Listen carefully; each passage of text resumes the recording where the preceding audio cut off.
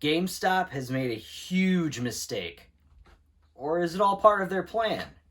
Stay tuned and find out.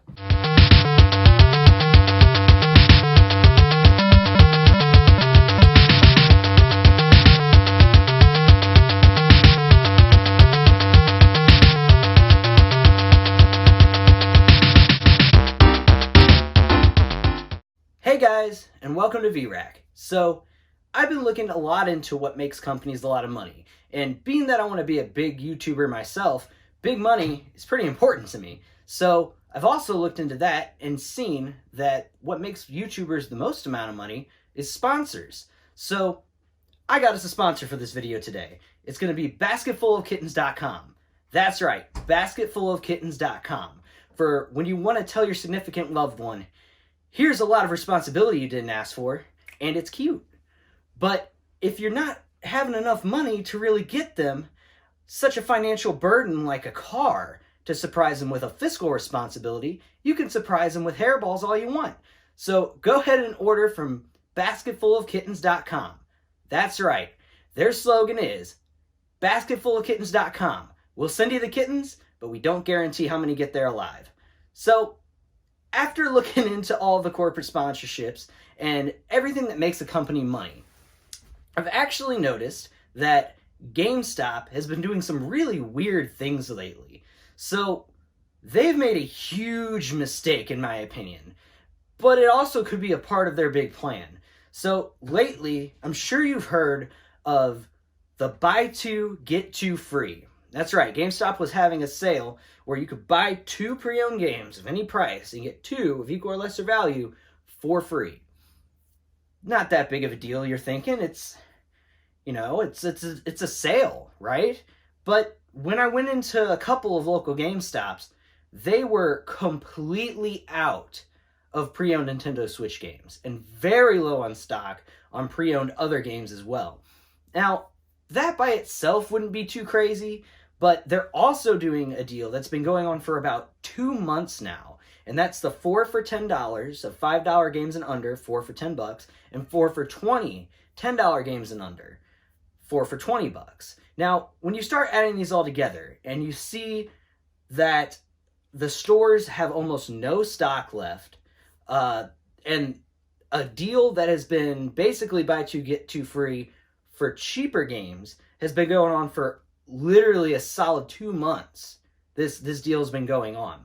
It has me starting to think that either they're making a horrible choice and just trying to raise their money, showing that the profits are going up because everybody's talking about how GameStop's failing. Be like, no, we're not failing. Look at this. Look how much we sold.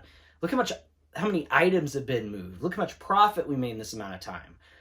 But I've heard crazy stories about this buy two, get two free, where people can literally go in, buy 2 copies of Pokemon Sword and Shield, right? Pre-owned, then get 2 free. And then take those, and let's say, what is it, $50 or $55 if you're a pro. At the time, you get them for $50 each, and then some change for tax, right? So $100 for 4 copies of the newest Pokemon game. Then people are going to another GameStop, trading them in, and getting, it was same as cash deal at the time. That just shows you how bad they are at planning. Same as cash for trade-in. At the same time as buy two, get two free. They would go get about $37 in cash for each of them. So that's 37, it's almost 40. So let's just say 40, and then 40 is 80, 160 in cash, minus like about 10 for the difference there. So 150 in cash. So they're coming away with $50 extra cash. And then they take that money, go to another GameStop, do the same thing with other games that are selling for the same trade-in, and do it over and over, and GameStop's handing out money for free is basically what they were doing. Now, you can't do that with every game, of course, and if they don't have, they obviously went completely out of stock. At my local GameStop, there was about 5 pre-owned Nintendo Switch games on the wall, and not much more for the other games. So, what I'm trying to say here is, GameStop has made a horrible decision with this. They're either getting rid of their long-term profits immediately or liquidating stock and just getting rid of all of their stock. That seems like a short-term goal in my opinion, if they planned it like that. Now, when I say it could be all part of their plan, is everybody knows GameStop's going through a really hard time right now. They recently changed their Power Rewards program to where they're handing out almost no actual coupons or savings. Like, yeah, you get a $5 coupon, but it expires. They've been doing a lot of things to stop putting out any extra money anywhere, whether it's employee hours, closing stores that are even profitable, but just not as profitable as they want them to be. You know, my theory is that GameStop did this on purpose, okay? They are purposely losing that money with this buy two, get two free. They're purposely doing the 4 for 10, 4 for 20 for 2 months long. And the reason is because they're liquidating their stock and getting rid of it. And the CEOs are doing this on purpose because they know, the CEOs literally know that they have a plan that they're shutting this bitch down, right? They probably have a secret plan between the CEOs and anybody that's not within this golden parachute that they're building for themselves. Make as much money as we can right now with the stuff we got. I don't care what we sell it for, right? What's something crazy where people just start buying games after games, maybe even games they didn't even want to buy, but let's just suck as much cash in as we can right now. Take that cash as a golden parachute, liquidate the company, sell shit off, make us a whole bunch of money, and split, right? That is what I think their current plan is. Now, I don't see how a corporation could make such a big mistake like the buy two, get two free fiasco and having this 4 for 10 or 4 for 20 deal go on for 2 straight months unless they are liquidating stock. I mean, if they're just trying to get rid of the shit, make the money in the short term because they have a plan to just axe the future of this company. I mean, the whole way that GameStop works is that they take games in and trade so that they can sell them, and there's a certain profit margin. Now, GameStop has a lot of things to pay for, right? So you got to pay employees, electric, rent, everything on this building. Now, say that a brand new game comes out and they give you $30 in trade-in, right? The game just came out, you buy it, you beat it, you didn't like it, whatever, you go trade in, you get 30, sometimes $35, depending on what their specials are. And then they go around and they sell it for 55 if you're not a pro, 50 if you are a pro. Now that's ending. I think it might have already ended, but 55 if you're not a pro. So say somebody else comes in and buys it for $55, all right? That margin from 30 to 55 is $25. That's the profit, right?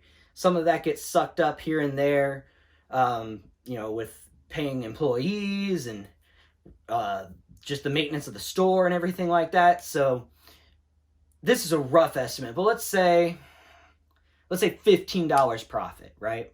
All right. Now, with the pre-owned games, they give $30 or whatever on the newest games. What happens when you buy 2? So they bought 2 for $55, okay? They made $25 profit on each. So GameStop came away with $55 or $50 before they end up having to, pay their bills or whatever.